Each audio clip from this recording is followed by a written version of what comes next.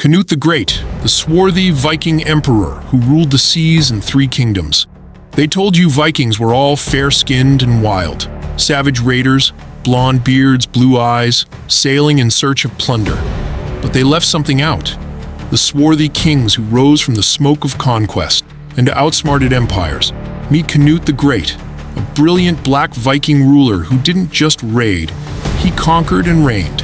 Contemporary chronicles, like the Encomium M.A. Reginae, describe him as exceptionally tall with dark features and commanding eyes. Born of a legendary Danish warlord, Canute rose from the chaos of Viking feuds to become King of England, then King of Denmark, and later, King of Norway, forging a North Sea empire feared by all. He wasn't just a warrior, he was a strategist. He secured loyalty through marriage, forged alliances with the Pope, and taxed his enemies into submission. Dark-skinned, brilliant, and crowned by conquest, this was the Viking emperor they buried beneath myths and marble. Born around 990 AD to Sweyn Forkbeard, the fearsome Danish warlord, Canute inherited more than blood. He inherited ambition, and the fire to forge something greater, the rise to power. Canute didn't wait to be crowned. He invaded England in 1015 with a Viking army, precise, brutal, and unstoppable. By 1016, the Anglo-Saxon resistance had fallen. Canute was crowned King of England, but he wasn't finished. He returned to Denmark and claimed the throne after his brother's death. Then, in a master stroke of diplomacy and military pressure, he brought Norway under his rule. Now he held a North Sea empire, stretching from the coasts of Scandinavia to the fields of Wessex. A Black Viking king who controlled the trade routes, taxed the continent, and ruled with iron and wisdom, the master strategist. Canute wasn't a brute. He was a statesman, fluent in Latin, devoutly Christian, yet politically ruthless. He married Emma of Normandy, widow of his former enemy, King Ethelred, to secure legitimacy. He respected Christian law, yet funded churches with the spoils of pagan raids. He invited English nobles into his court, but kept Danish warriors at his back. He paid off rivals. He rewarded loyalty. He eliminated threats. The Pope called him a most pious king, but his enemies feared the man who could command fleets and forge peace with Rome. The Ocean Speech.